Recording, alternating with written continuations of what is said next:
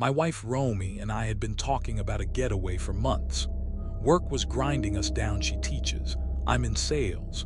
So when we found this Airbnb on a tiny island off the Florida coast, it felt like a miracle. The photos showed a bright little 2-bedroom cottage right on the sand. Palm trees, ocean views, a wraparound porch. And the price, $150 a night for a whole week. Way cheaper than anything else we'd seen. I remember thinking, this is too good to be true. Then we booked it anyway. Looking back, the reviews should have stopped us. A bunch of people warned that the owner nickel and dimed them. $200 fees if a chair was moved, or if a dish was left in the sink. Strict came up a lot. We shrugged and decided they were just picky guests. We were ready to flip into vacation mode. 2 nights before the trip, the host messaged me through Airbnb. His name was Mr. Harland. He asked if he could call me. I've stayed in plenty of Airbnbs.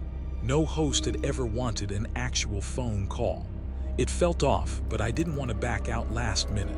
I'm awkward on the phone as it is, but I gave him my number. He called right away. We talked for about 20 minutes. At first it was polite. My job, why we were visiting, what Romy did. But then he started asking about our daily routines. What time we usually woke up, when we liked to eat, whether we went out much at night. It was intrusive in a way that didn't quite register until later. I convinced myself he was just being thorough. After we hung up, he emailed me a 27-page PDF of house rules. 27 pages. No touching the thermostat. No guests. No moving furniture from its documented position. Step-by-step cleaning instructions for each room. I had to reply confirming I'd read everything, and he wanted Romy's full name, phone number, and email for emergency contact. We skimmed, typed yes, and tried to forget about it. The island itself was beautiful. We took a ferry over, clear blue water, quiet beaches, not too touristy. From the outside, the cottage matched the pictures exactly. White siding porch, just a few steps from the sand. Inside, it looked stuck in the 80s, floral couches, wood paneling, creaky floors. Not a big deal. We hadn't paid for luxury. The kitchen is where it started to feel wrong. Everything was labeled. Cabinets with plates, bowls, utensils. Fridge shelves marked milk here and vegetables only. It was organized to the point of obsession, like the house was staged for inspection rather than living. From the first night, I felt watched. Romy did too. We'd be talking and both stop, thinking we'd heard a tiny click or a faint mechanical hum. There were no obvious cameras, no Ring doorbell, nothing like that. But there was a sleek Wi-Fi connected thermostat mounted in the hallway. It stood out. Everything else was ancient.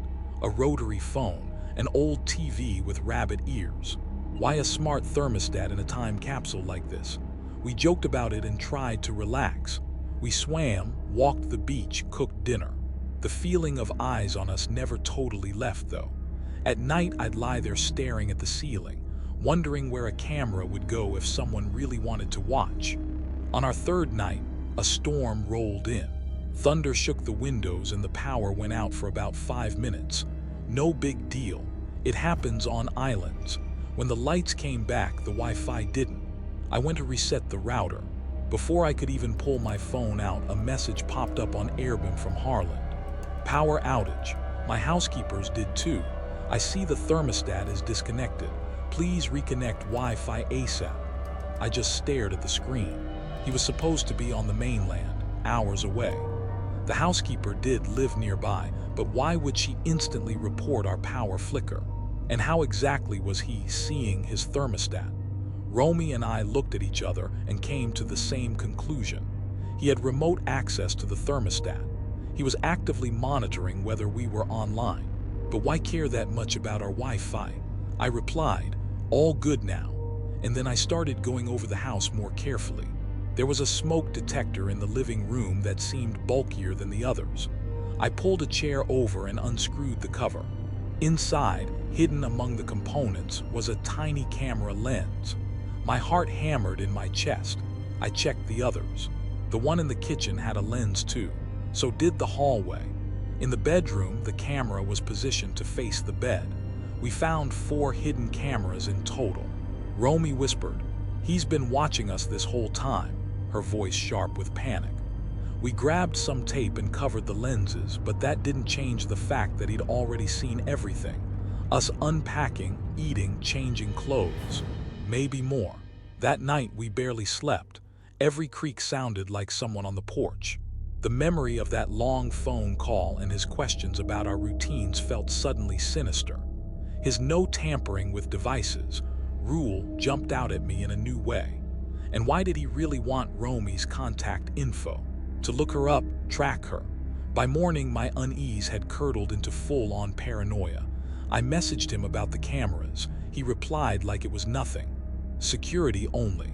Standard in rentals. Except Airbnb requires hosts to disclose cameras, and he never had. Especially not one aimed directly at the bed. We talked about leaving, but the ferry only ran twice a day, and we'd already paid in full. We decided to stick it out and complain to Airbnb after. That afternoon, while Romy napped, I heard an engine idling outside. I parted the blinds. A black SUV sat down the street, engine running. No one got out. It stayed there for about half an hour, then rolled away. Maybe a coincidence, I told myself. My gut said otherwise. Later, Harland messaged again. "Enjoying the beach. Looks like great weather today." We had gone to the beach. We hadn't posted anything online. Romy had her location sharing turned off. We both realized it at the same time. The Wi-Fi.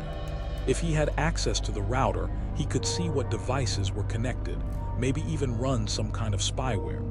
That would explain how closely he seemed to be tracking us. We immediately disconnected everything from the Airbnb network and switched to data only. By evening, we decided to leave a day early.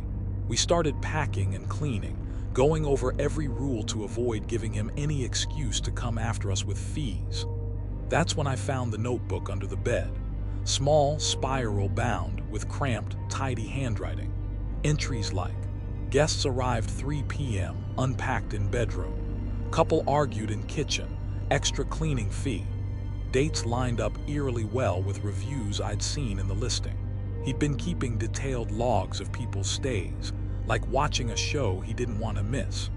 Romy called Airbnb support, but the cell signal on the island was garbage. The rep said they'd open an investigation, but there was nowhere else for us to go that night. We'd have to stay until morning. That last night was awful. We pushed chairs against the doors and left all the lights on. Around 2 a.m. the power went out again, longer this time. The darkness felt thick, like it had weight. Something scratched softly against the window. It could have been the wind. It didn't feel like the wind. My phone buzzed. Another message from Harland. "Wi-Fi down again. Housekeeper is checking in." Headlights swept across the walls. I peeked through the curtain. The SUV was back. "He's here," Romy whispered. We locked ourselves in the bathroom and sat there, listening to our own breathing. The scratching stopped. After about 10 minutes, the headlights moved away. A few minutes later, the power came back. We didn't sleep. At first light, we grabbed our bags and bolted for the ferry. Halfway back to the mainland, I got a notification. Harland had left us a review. "Great guests, followed all rules, 5 stars." We reported everything, cameras, notebook, messages to Airbnb. They eventually suspended his listing. I still don't know if he ever faced anything more than that. Even now, I check my account sometimes and wonder if he's still out there, watching from some screen. That bargain-priced island paradise was a trap. When a deal looks too good to be true, just walk away. We learned that the hard way. 2 years ago, on a rainy Thursday night in Tacoma, Washington, I was walking home after a closing shift. It was about 10:45 p.m. I didn't have a car then, and the last bus only got me halfway, so I had a 15-minute walk to my apartment. I had my black raincoat on, hood up, and a flimsy umbrella that barely kept the water off. My phone battery hovered around 12%. The streets were slick and reflective under the yellow streetlights. The only sounds were distant traffic and the steady patter of rain on my umbrella. Everything felt normal at first. I passed the laundromat where one fluorescent light always stayed on even after closing. I walked by a vape shop already dark for the night. That's when I heard footsteps behind me. They were faint at first, but steady. I glanced back. A man was about half a block away, wearing a dark hoodie with the hood up and jeans. He didn't look at me. He just walked in the same direction. I told myself it was nothing. People walk at night. Still, my shoulders tensed. I crossed at a faded crosswalk. He crossed too. I slowed near a takeout place that had closed an hour earlier, pretending to adjust my shoe. He slowed as well. My heart started to race. I picked up my pace. His footsteps quickened. They were heavier than mine, more deliberate. I gripped my umbrella handle harder and stared straight ahead, suddenly very aware of how empty the street was. I needed somewhere with light and people. A block ahead, a small convenience store glowed like a safe spot. I pushed through the glass door. The bell chimed. Warm, stale air smelling of coffee and old candy wrapped around me. The clerk in a baseball cap nodded from behind the counter. I grabbed a water and a pack of gum I didn't need, trying to look casual. Through the window, I saw the man in the hoodie stop under the awning outside. He didn't come in. He just stood there, facing the door. Quietly, I told the clerk, "I think someone followed me here." He leaned to look, then straightened. "You can hang out in here as long as you need," he said calmly. I paid, hands trembling, and stood near the hot dog roller, pretending to check my phone.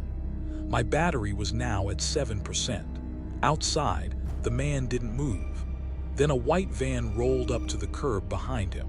An older cargo van, no side windows, grimy paint, a dent above the rear driver's side wheel, and a missing front passenger hubcap. He opened the passenger door, climbed in, and shut it. The van idled for a few seconds, then pulled away down the street. I felt some of the tension drain, but my stomach still churned. I waited 5 more minutes, convincing myself it was over. Then I thanked the clerk and stepped back into the rain. This time, I took the main road instead of the quieter side streets. I walked fast, keys threaded between my fingers the way my mom had taught me. The area was nearly empty, just occasional headlights sweeping past. When I reached the bakery with the faded pink sign, I heard an engine behind me moving slowly. I turned. The same white van crawled along the curb at my walking speed. I could see a figure in the driver's seat, but not his face. I didn't think. I cut sharply into the nearest alley. Puddles splashed up my legs. The alley reeked of wet garbage and oil. Dumpsters lined one side. Old pallets leaned against chain-link fences. I ran, umbrella banging against my hip, until I couldn't hear my own footsteps over my breathing. The van stopped at the mouth of the alley. Its headlights painted long beams across the brick walls. I ducked behind a dumpster, crouching low, trying to quiet my breath. The van's engine idled. I heard the sliding side door open, then nothing. Down at the far end of the alley, maybe half a block away, red and blue lights reflected on wet pavement. A police car sat under a traffic light. Hope hit me so hard I almost cried. I bolted from behind the dumpster and sprinted toward the cruiser, waving. "Help!" I shouted. A woman officer stepped out immediately, one hand raised. "What's going on?" she asked. "There's a van," I gasped, pointing back. "White cargo van. A guy followed me, got in it, then followed me again. It's right there." She opened the back door. "Get in," she said, then radioed as she slid into the driver's seat and pulled forward. When we reached the alley entrance, it was empty. My umbrella lay in a puddle. The van was gone. She asked me to describe everything. I told her. Old white cargo van, no side windows, dent above the driver's side rear wheel, missing passenger hubcap, dirty paint. The man I'd first seen had a hoodie and a short beard. "No plate number," she nodded. "You did the right thing coming to me. Next time, call 911 as soon as you feel unsafe." She flicked on the patrol lights and cruised through the surrounding streets, scanning every side road and parking lot. The van never showed. She offered me a ride home. My apartment was about a mile away. I said yes. The car felt like a cocoon, rain streaking the windshield, the radio murmuring softly. My hands finally stopped shaking. At my building, she gave me a card with her name and a case number. "We'll keep an eye out," she said. "Stay safe." She waited until I was inside. I locked the door twice and slid down onto the floor in my wet clothes. My phone died in my hand. For the first time all night, I felt out of immediate danger. The next morning, I went back to the convenience store in daylight, half hoping my umbrella would still be in the alley. It wasn't. The clerk recognized me. "You okay?" he asked. "Yeah," I said. "I think so." He frowned and said he'd seen that same van around before, but didn't know who it belonged to. That day, I bought pepper spray and started avoiding late-night walks altogether. They never caught the van, or if they did, no one told me. Sometimes when it rains, I still hear phantom footsteps behind me and picture that dented white van gliding along the curb, waiting for me to take a wrong turn. Last year, I decided to sell my old IKEA desk. It had sat in my bedroom for years before I replaced it with a standing desk. I measured it, took photos, and listed it on Facebook Marketplace and Craigslist. In the post, I made it very clear the desk was on the 3rd floor of a walk-up and would need 2 people to carry. A man messaged that same afternoon. No profile picture, just a first name. He asked if the desk was still available and if I took cash. Nothing about size, condition, or brand. I told him yes and reminded him about the 3 flights of stairs. He replied with a thumbs up emoji. That was it. I live in a small brick building with a buzzer that only works half the time. When people arrive, they usually text me and I go down to meet them. My plan was to check him out outside before letting him in. I texted a friend that I had a buyer coming, just as a precaution. I propped my apartment door open with a shoe so I wouldn't have to juggle keys and a desk later. He pulled up just after sunset in a silver sedan. The trunk was already wide open, lined with a folded moving blanket, bungee cords, and a long coil of rope. He stepped out in a baseball cap and hoodie. No smile, no small talk. Just a nod like we were meeting for something more serious than a furniture pickup. 3rd floor, he asked. Yeah, I said. It's not heavy, just awkward. I'll need your help. He glanced at the doorway behind me. No thanks, he said. I'll wait outside. I laughed, thinking he was joking. I really can't carry it by myself. He didn't respond. He just stared up at the facade, his eyes moving across the windows like he was counting. We stood there for a few seconds before he finally shrugged and followed me in. His footsteps dragged on the stairs. At the 2nd floor landing, he asked, "Anybody else live with you?" "I have a roommate," I lied easily. In reality, I live alone, but I wasn't about to tell him that. At my door, he stopped again. He leaned in, eyes scanning my living room, the locks, even the Ring camera pointed down the hallway, but he didn't cross the threshold until I walked toward the desk. "Nice place," he said. "Quiet building." We lifted the desk from opposite ends and maneuvered it out of the bedroom. Halfway down the hall, he said, almost casually, "I'm sure you heard about that woman who got raped and killed from Craigslist recently." The desk dug into my hip as I froze for half a second. "No," I managed, trying to sound bored instead of terrified. "Yeah," he said with a small off smile. "People are crazy." I wanted to drop the desk right there and tell him to get out, but we were already wedged in the hallway. Blocking the door would have trapped me with him, so I stayed quiet and focused on getting the thing outside. We carried it down 3 flights. He guided with just a couple of fingers, never touching the railing like he didn't need it. The street was darker than usual. The neighbor who often sat smoking on his fire escape was nowhere in sight. His sedan idled with the trunk still open, the rope and bungees laid out like a plan. He pulled a wad of bills wrapped in a rubber band from his pocket. The notes were crumpled, like they'd passed through a lot of hands. He counted out the full amount without a word. No haggling, no questions, no request for a receipt. We slid the desk into the trunk and tied it down. A length of rope hung under the latch. He stepped back, looked up at my windows, then asked, "You ever get worried doing this?" "I'm careful," I said, my mouth dry. "Good," he replied. "You should be." Then he got in the car and drove off, the loose rope ends flicking against the bumper as he turned the corner. Back upstairs, I locked both deadbolts and texted my friend that it was over.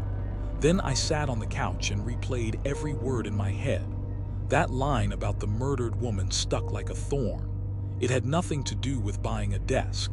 It felt planted, deliberate. I opened my laptop and searched Craigslist murder plus my city.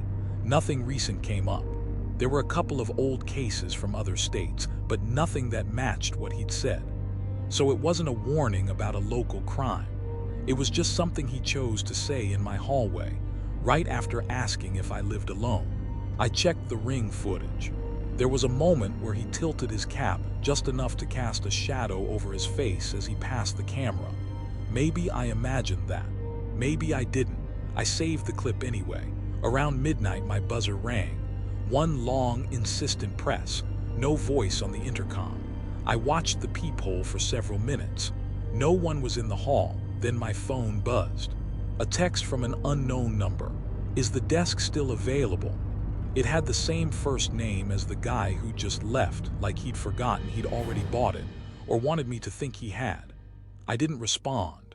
I blocked the number, pulled down the listing, and reported his account. That night, I wedged a chair under the doorknob and slept in brief, shallow bursts. Every sound in the building seemed amplified. Pipes banging, footsteps 2 floors up, cars idling somewhere outside. For weeks, every silver sedan I saw made my heart punch my ribs. Any man in a baseball cap could have been him.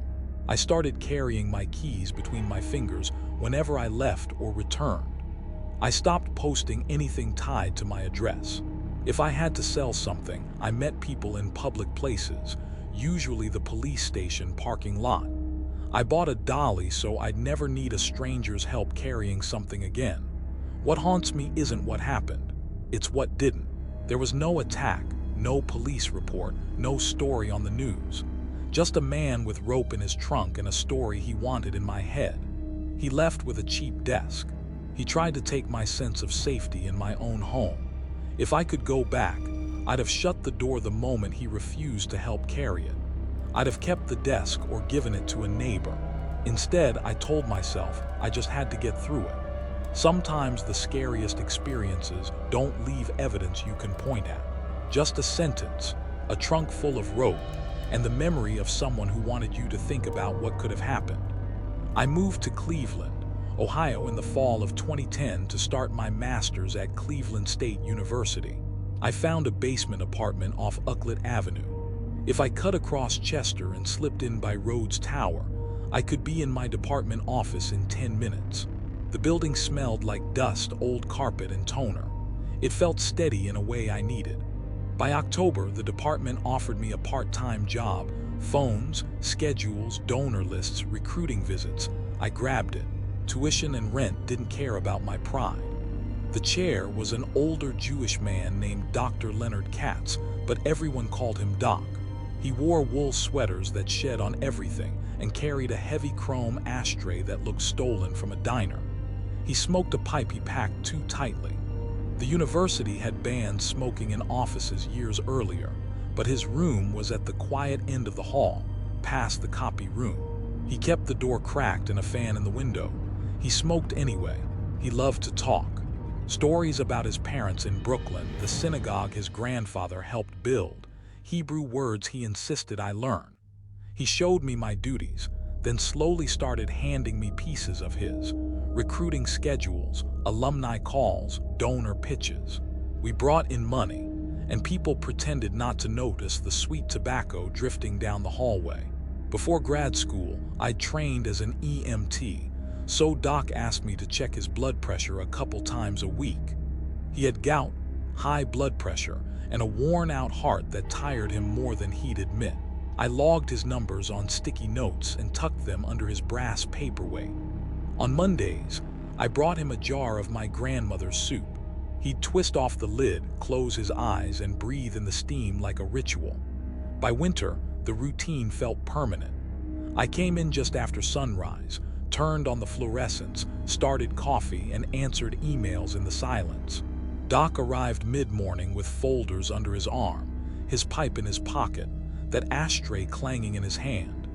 He tapped the bowl clear even when it was already empty. Late one winter evening, he called me at home. He hadn't been able to urinate for a full day. His voice was flat and controlled in a way that scared me more than panic would have. I told him I was calling his son in Shaker Heights, and then an ambulance.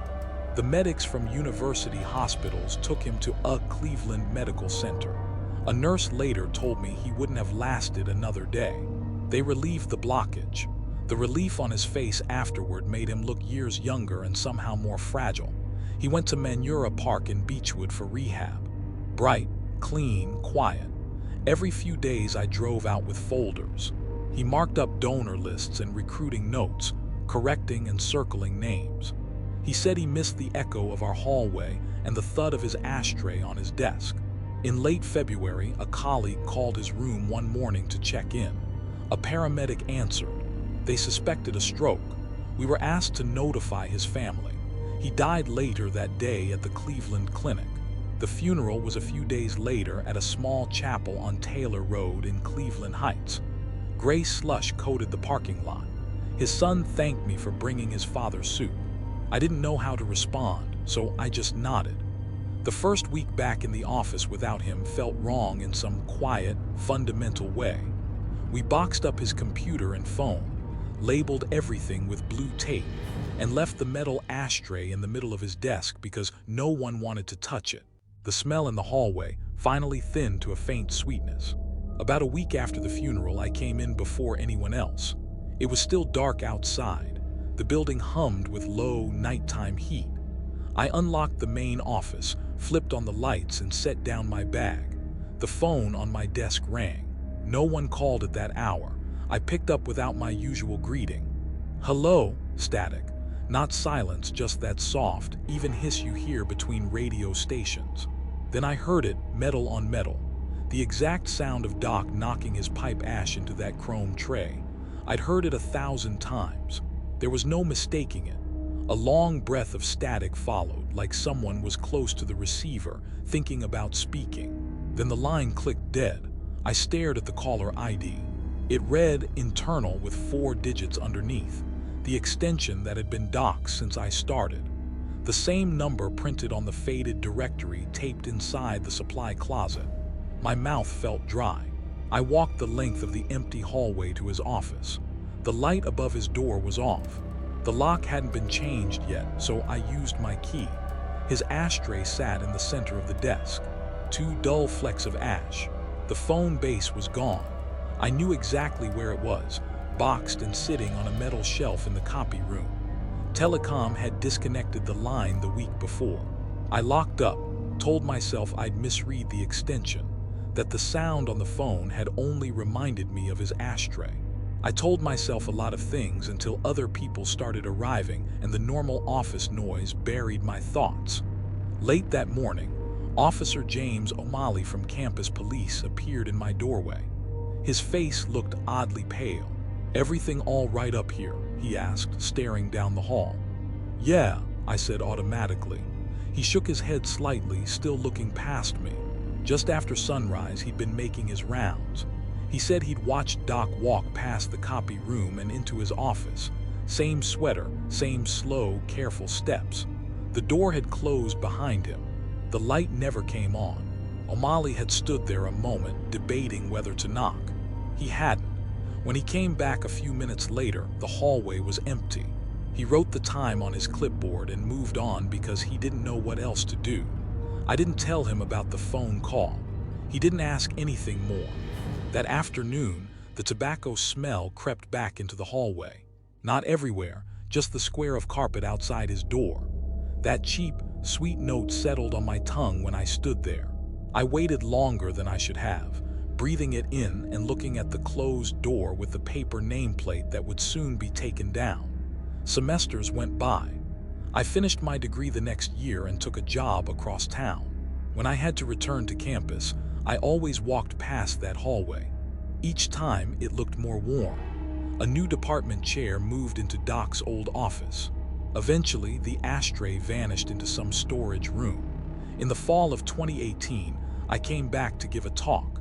I arrived early out of habit and wandered the building. The fourth floor was cool and dim. A glass nameplate with someone else's name had replaced Doc's taped-up sign. I stepped into the copy room to print handouts and noticed a familiar cardboard box on the top shelf.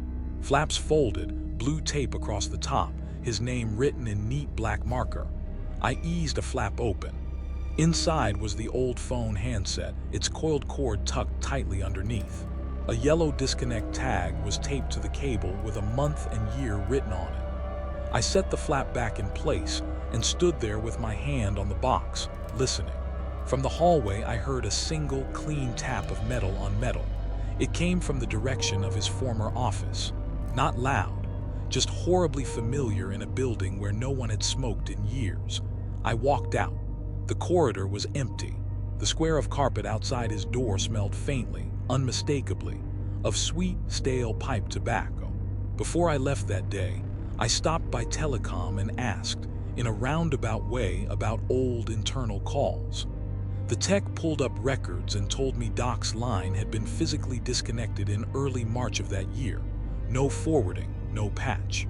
There was no way an internal ring could have reached my desk from his extension after that date. I thanked him and rode the elevator down, watching the floor numbers climb and fall as other people got on and off. Now, when I visit and find myself near that corner, I don't linger. Sometimes a hallway is just a hallway. Sometimes it isn't. It was a crisp October day in 2019 when my wife Sophia, our 6-year-old son Tommy, and I decided to drive out to VA's pumpkin patch near Gratina, Nebraska. Friends had raved about it. Hay rides, pumpkin picking, and a 10-acre corn maze people came from all over to see. We live in Omaha, so it was only about a 30-minute drive. Tommy bounced in his car seat the whole way, going on about how he wanted to get lost in the maze like in his cartoons. Sophia and I laughed. It felt like the perfect fall outing before the real cold set in. We arrived around noon. The place was packed. Kids ran in every direction with candy apples and sticky cider cups. The air smelled like donuts and hay. We did the light stuff first. Picked pumpkins, took a hayrack ride, fed goats at the petting zoo. Tommy loved every second. Then we headed for the maze. A big sign at the entrance called it family friendly, but warned it could take up to an hour. Staff handed us a map. Tommy begged, "Come on, Dad, let's play hide and seek in there." Sophia rolled her eyes but said okay, as long as we stayed close. The corn stalks were over 7 feet high, dry, rustling in the wind, walls of yellow and brown. Paths twisted in every direction with dead ends and loops that made it easy to lose your sense of direction. We started our game. Tommy darted ahead, giggling, hiding just around corners. I found him quickly the first few times. Then he sprinted farther. "Can't catch me," he shouted, disappearing around a bend. Sophia and I spread out a little to cover more ground, calling his name. At first, it was fun. After about 10 minutes with no sign of him, it wasn't. "Tommy, this isn't funny anymore," I yelled. "Sweetie, come out now," Sophia called, her voice getting tight. We moved faster, turning corner after corner. Everything looked the same. Corn, dirt, more corn. We ran into a couple of families. None had seen a boy alone. By about 4:00 p.m., a staff announcement crackled over the speakers. The maze would be closing soon. We hurried to the exit and told a worker our son had wandered off. He radioed others. "Kids hide in here all the time," he said. "He'll turn up." But as the crowds thinned and the sun dipped lower, something cold settled in my gut. Sophia started to cry. We grabbed flashlights from the car and went back in, even though workers were starting to shut things down. Night falls fast in open fields. By 6, it was pitch dark. No moon, just a deep, starry sky. The wind moving through the dry corn sounded almost like whispering. We shouted Tommy's name over and over. No answer, just our own voices bouncing back weirdly off the stalks. Our phones barely held a signal out there, but we dialed 911 anyway. The dispatcher said deputies were on their way, maybe 20 minutes. "Stay put," she advised. We didn't. We pushed deeper into the maze, flashlights cutting narrow tunnels of light. After about an hour, Sophia's beam glinted off something in a muddy patch off the path. Tommy's little red sneaker was half buried in the muck, like he'd tripped and come out of it. My stomach plunged. "Oh no," Sophia whispered, picking it up with trembling hands. Tiny footprints led away from the shoe. Beside them were larger prints, boot treads deep in the damp earth. Somewhere ahead, a low, tuneless whistle floated through the corn. Not far, not close either, just there. Leaves rustled where the sound had come from. "Who's there?" I shouted, aiming my light into the rows. No one answered. We followed the prints, staying close. The maze felt wrong now, like the paths were rearranging themselves while we walked. Sophia clutched my arm. "What if someone took him?" she asked. "What if?" I didn't let her finish. But I was thinking the same thing. Our state still has drifters hopping trains, camping in fields, working cash jobs during harvest. Farms are isolated. People go missing out here, and not all of them get found. The prints led us into a small clearing trampled out of the corn. There was trash everywhere, empty cans, food wrappers, a filthy sleeping bag, cigarette butts. Someone had been living in there, using the maze as cover.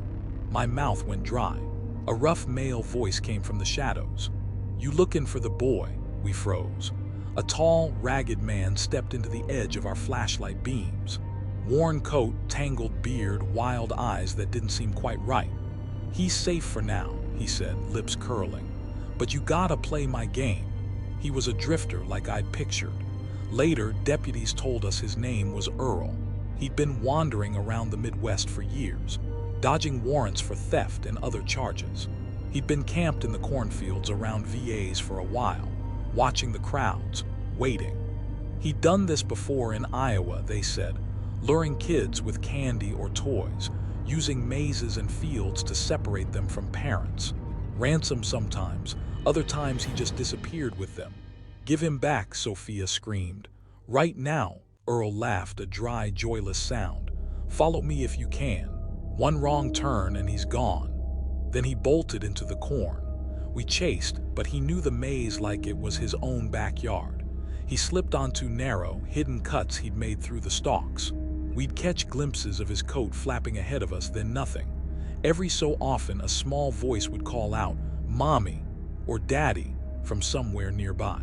We'd sprint toward it, breaking through corn, only to find empty path. Then Earl's gravelly voice would mimic Tommy's laugh from another direction. Sophia stumbled, twisting her ankle in the mud. I hauled her up, my head buzzing with images I'd read about.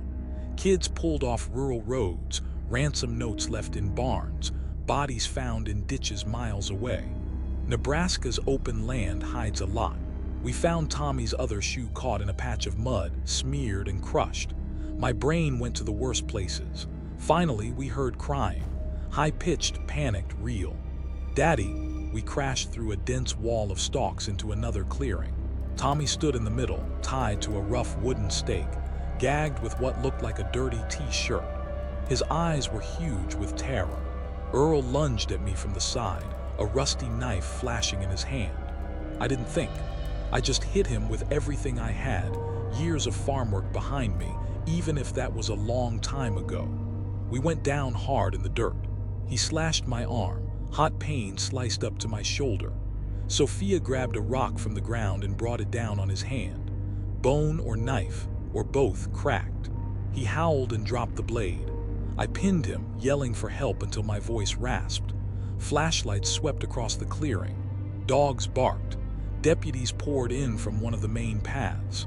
They swarmed Earl, cuffed him, and led him away while others rushed to untie Tommy, pulling the gag away gently. Tommy sobbed into Sophia's chest. He was cold, filthy, and shaking, but physically okay. Later, we learned Earl had been watching us all day. He'd seen Tommy wandering ahead and picked his moment. His plan was to demand $5,000, then hole up with our son in an abandoned silo nearby until we paid. We drove home that night long after closing. Tommy fell asleep in the back seat, still clutching his one remaining shoe. Sophia and I barely spoke. There wasn't anything to say. VAs closed the maze for a week. They brought in more security, more cameras. It didn't matter. Every time I hear wind moving through tall corn now, I hear that low whistle under it. We will never step into a corn maze again. In December 2007, my family's life split into a before and after. My cousin, Leah Hickman, was 21. She was smart, kind, and just starting to build a future for herself. She worked at a hair salon in Huntington, West Virginia, and lived in a small apartment building near Marshall University's campus. The last time I saw her was just before Christmas. She talked about holiday plans and looking forward to a short break from work. She was always smiling, always making lists, always planning. None of us knew what was coming. On the night of December 14th, Leah finished her shift at the salon and went back to her apartment. She lived on the third floor of a brick building that looked like any other student housing from the outside. Inside, it always made me uneasy. The hallways were narrow, the lights dim, and at night the building felt too quiet, like it was holding its breath. Leah shared the place with her half-sister, but that night she was alone. She'd called a few friends earlier, but after that, no one heard from her. The next day, she didn't show up for work. Leah wasn't the kind of person to skip a shift without a word. Her coworkers tried calling her. No answer. Her sister tried. Nothing. By that evening, my aunt, her mom, was frantic. Leah always checked in. Silence from her was loud. We went to the apartment together. I remember climbing those stairs, bracing for her to fling the door open, annoyed and embarrassed that everyone was overreacting. The door was locked. Her car sat in the parking lot. Inside, you could see her purse and shoes right where she usually left them. But no Leah. The place looked normal. No overturned furniture, no broken glass, nothing to suggest a struggle. It was like she'd stepped out for a minute and never stepped back in.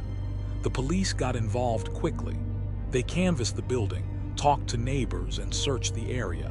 Some tenants thought they'd heard footsteps late that night, but no one had seen anything clearly. The building had a basement with old, creepy storage areas. Officers went through it but came up empty. Days crawled by. Flyers covered Huntington. We jumped every time a phone rang. At night I'd lie awake, replaying different scenarios in my head, wondering if she was trapped somewhere, hurt, scared, still hoping. On December 19th, 5 days after she'd vanished, police went back to that basement. They found her. Leah's body was hidden in a crawl space under the stairs. Even now, those words make my chest tighten. For days, we'd been in and out of that building, searching, pleading for answers, while she was right there beneath our feet. Her murder became big news in West Virginia. Everyone wanted to know who could do something like that to a young woman with no enemies, no dangerous habits, nothing in her life that screamed risk. Police questioned coworkers, friends, neighbors. Rumors flew, people claiming they'd seen something or heard something, but nothing solid ever surfaced. No one has been arrested for her murder. The case is still unsolved. What stays with me most is how ordinary her last night was. She went to work. She came home. She probably thought about Christmas presents, maybe watched some TV, maybe brushed her teeth and got ready for bed. At some point between those normal moments, someone entered her life and ended it. No alarms, no screams that anyone clearly remembers. Just one quiet apartment and a basement no one wanted to think about. Home is supposed to be safe. For Leah, it became the worst place of all.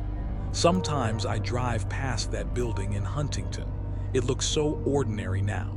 Students going in and out with backpacks and grocery bags, probably with no idea what happened in that basement. I wonder if they ever feel the way I did, that strange chill in the hallway. We keep Leah's memory alive in our family, but it's a raw, unfinished thing. We still don't know who took her from us or why. That's what makes it so terrifying. Whoever did it might still be out there. Someone who was brave or cold enough to kill a young woman in her own home, hide her body a few feet away, then walk out like nothing had happened. It could have been anyone. It could be anyone now. Leah was 21. She had everything ahead of her. And on one ordinary December night, she disappeared into that crawl space and never came back. Hi, I'm Hug. I work as a police sergeant for the NYPD in the Bronx. It wasn't my dream job. I came to it after college when my plan to become an actor didn't pan out. Auditions went nowhere. Bills didn't stop. Most shifts aren't like what you see on TV. A lot of it is paperwork, arguments, people in crisis who just need someone to talk to. I'd handled plenty of calls involving emotionally disturbed people before, with no major problems. None of them prepared me for what happened in October 2016. Around 6 p.m. one evening, we got a 911 call about a woman acting erratically in her apartment building on Pugsley Avenue in Castle Hill. Neighbors had called before about her. Dispatch told us it was likely an ED, emotionally disturbed person. I was one of the officers sent to check it out. When I arrived, an EMT was already in the living room with her. The woman, who looked to be in her 60s, had been holding a pair of scissors but had put them down. She seemed calmer.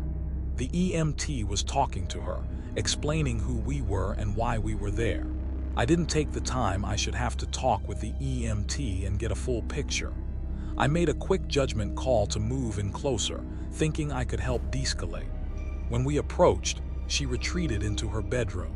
Training says to slow down in moments like that, wait for backup, consider non-lethal options.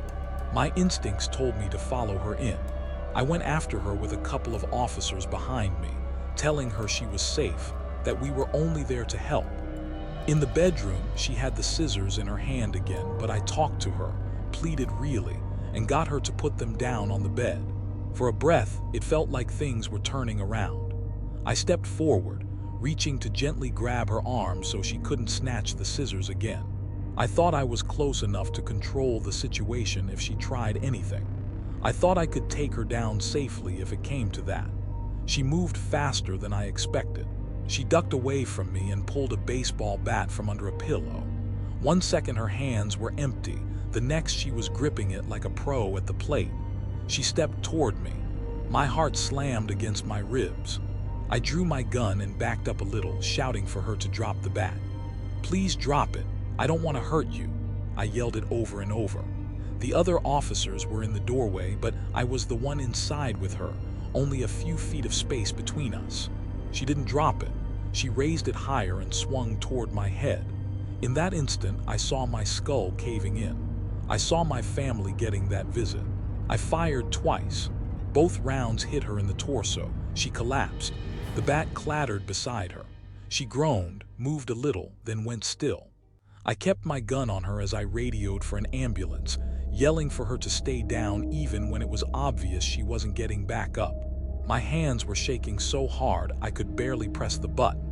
The EMT who'd been there before rushed in. We started CPR and kept it up until additional medics arrived and took over.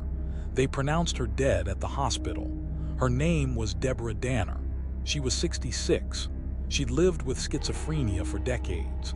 Later, we learned she'd written about how it felt like a curse that shouldn't be fatal, about how people misunderstood her. She wasn't drunk. She wasn't on drugs. She was sick, and in the worst moment of that illness, I killed her. Right after the shooting, I remember saying out loud, "Why'd she have to swing that bat?" I wasn't crying, but it felt like something in my chest had cracked open. I've always thought of myself as a cop who avoids force if I can.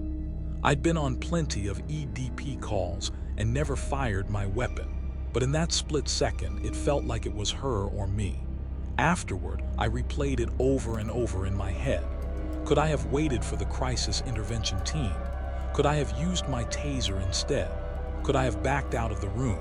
The department's protocol for mentally ill individuals emphasizes de-escalation and waiting for specialists. But everything happened in seconds. That doesn't erase the fact that I didn't follow the ideal procedure. Within 6 hours, I was put on administrative duty. My badge and gun were taken. The mayor went on TV and said I hadn't followed training, that if I had, she might still be alive. Protests started the next day. People marched from her building to the precinct, chanting about Black Lives Matter and police brutality. Deborah was black, I'm white. It became a flashpoint in an already raw conversation. Months later, I was arrested and charged with second-degree murder. The trial was brutal. It was a bench trial, so no jury. just a judge who listened as I walked through every second of that night. I explained why I went into the bedroom, what I saw when she swung that bat, what I felt when I pulled the trigger. An officer on my team, Edward, testified too. He'd taken turns doing CPR with me for what felt like forever until paramedics took her away. In 2018, the judge acquitted me on all charges. He ruled that I had acted in self-defense. The legal part ended there. The rest didn't. I'm still on the job. I've been lucky not to face anything like that again. But that night sits behind everything I do. Whenever we get a call involving mental illness, my chest tightens. I push harder now for better training, more non-lethal tools, professionals to help. No one should die like that in their own bedroom. And no cop should have to live with the weight of a decision that came down to 1 second and a swing of a bat. In 2013, I flew to San Juan, Puerto Rico, for my brother's destination wedding. The whole trip felt like something out of a movie: warm ocean air, family all in one place, the resort glittering at night. I was 18, sharing a room with my older sister and her boyfriend. It should have been an easy, happy week. The first sign that something was off was small. Around 8 p.m. One night we were in the room, my sister reading, her boyfriend on his phone, me flipping through channels with the volume low. The room phone rang. I picked up.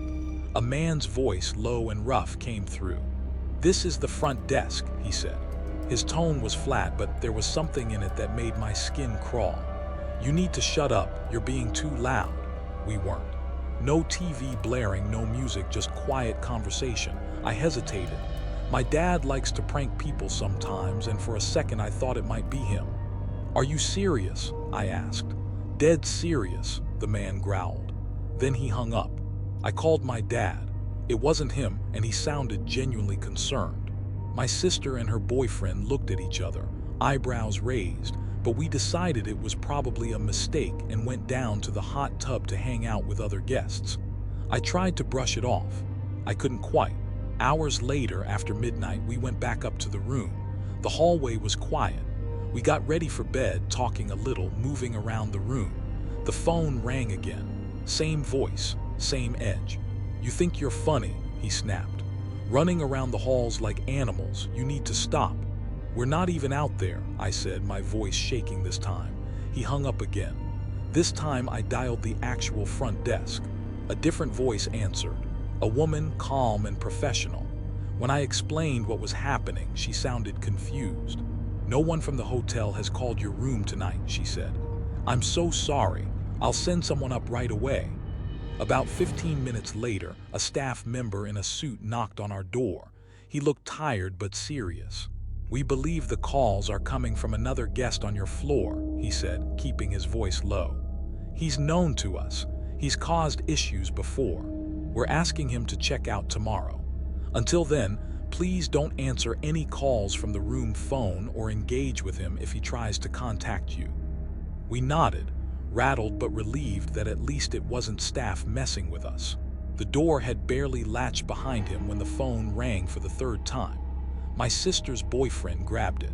"There's a man in this room," he said into the receiver, his voice sharp.